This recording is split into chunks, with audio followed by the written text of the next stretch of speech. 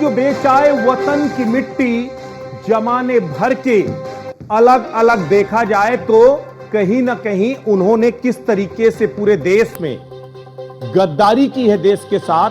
आज बात होगी उन गद्दारों की जिन्हें इस देश ने पाला पोसा, जिन्हें इस देश ने सुर्खियां दी। आखिरकार वो कैसे देश से गद्दारी करने लगे, तो आज खबरों के थर्मामीटर में बात इसी पर होगी। एक कदम की दूरी और हम अभी पाकिस्तान में हैं।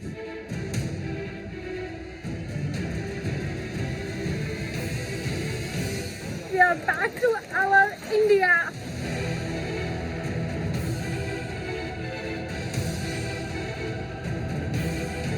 हमें सेंट्रल एजेंसी से इनपुट मिला था, ज्योति मल्होत्रा जो कि रेजिडेंट है हिसार की, उसको हमने अरेस्ट किया।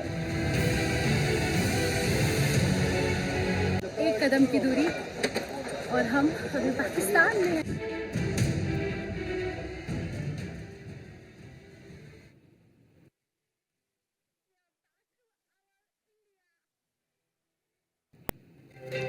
पाकिस्तान की खुफिया एजेंसी आईएसआई के लिए जासूसी करने के आरोपों में गिरफ्तार की गई हरियाणा की ट्रैवल ब्लॉगर ज्योति मल्होत्रा को लेकर एजेंसियों ने कई धमाकेदार खुलासे किए हैं।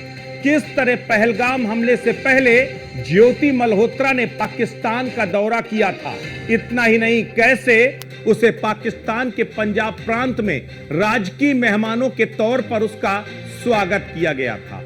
लेकिन इससे पहले आपको एक तस्वीर दिखाएंगे। वो तस्वीर अपने आप में बेहद अहम है। वो तस्वीर इस मायने में अहम है क्योंकि उस तस्वीर के जरिए इस लड़की की गद्दारी की वो पूरी दास्तान सरेआम हो जाएगी। टीवी स्क्रीन पर ये जो तस्वीर दिखाई दे रही है, ये तस्वीर एक तस्वीर है उसके कथित प्रेमी दानिश की, जो पाकिस्तानी उच्चायोग में काम करता है। दूसरी तस्वीर उस शख्स की है जिस शख्स ने लाहौर में भी उससे मुलाकात की और पाकिस्तानी उच्चायोग में भी। आपको याद होगा कि 22 अप्रैल को जिस दिन पहलगाम की घटना हुई, नृशंस घटना हुई, उसके अगले दिन एक शख्स पाकिस्तान एम्बेसी में केक लेकर के जा रहा था। ये कहा गया कि शायद पाकिस्तान एम्बेसी में जश्न मनाया जा रहा था पहलगाम में जो नृशंस घटना हुई थी।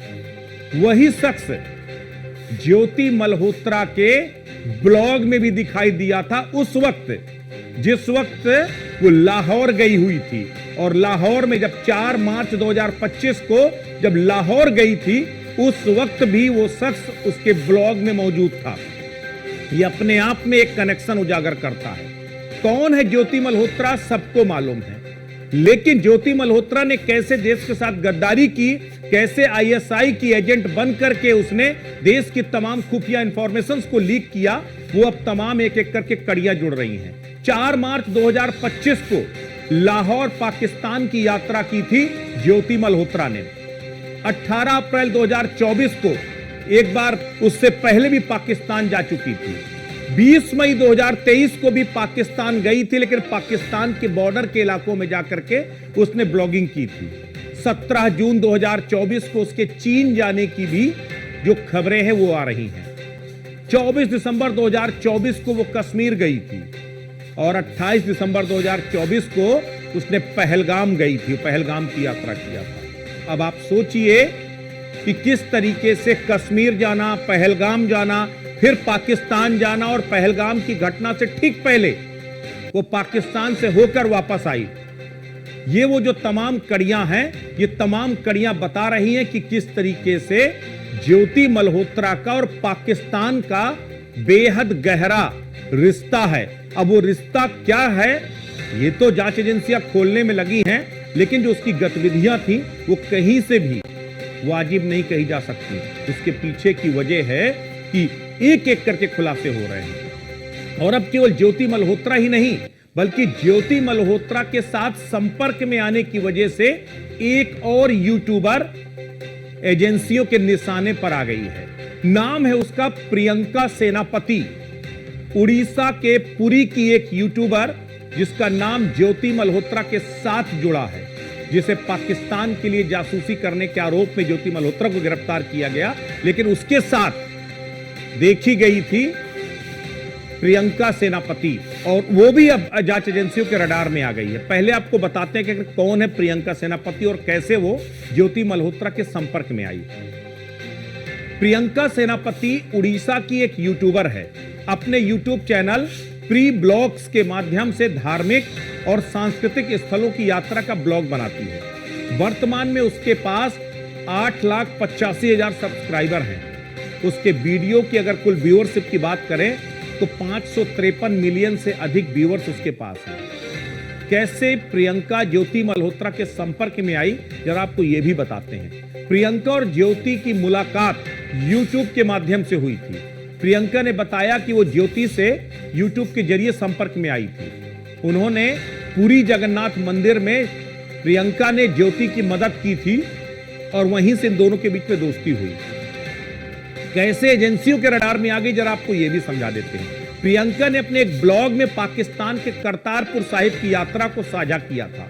ये यात्रा सामान्य धार्मिक यात्रा के रूप में प्रस्तुत की गई थी, लेकिन इसकी ज्योति के साथ संबंधों के कारण इसको लेकर जांच की जा रही है। प्रियंका के घर पर भी पुलिस ने छापा मारा। प्रियंका ने अपनी इंस्टाग्राम प्रोफाइल को पर्सनल कर दिया और जांच में सहयोग देने की बात कर रही है। प्रियंका ने सीधे तौर पर कहा है कि उसको कोई जानकारी नहीं थी कि ज्योति मल्होत्रा क्या कर रही है, कौन कौन से कांड कर रही है। वो तो सिर्फ एक ब्लॉगर के तौर पे, एक यूट्यूबर के तौर पर उससे परिचित थी, और कोई जांच एजेंसी अगर उससे पूछताछ करेगी तो उसका पूरी तरह से सहयोग करेगी, क्योंकि उसके लिए देश सबसे पहले है। लेकिन जो जांच एजेंसियां हैं वो प्रियंका और ज्योति के बीच में क्या कनेक्शन था उसको खंगालने में जुटी हैं, और इसके साथ ज्योति के तमाम कड़ियों को जोड़ने की भी कोशिश में जुटी है।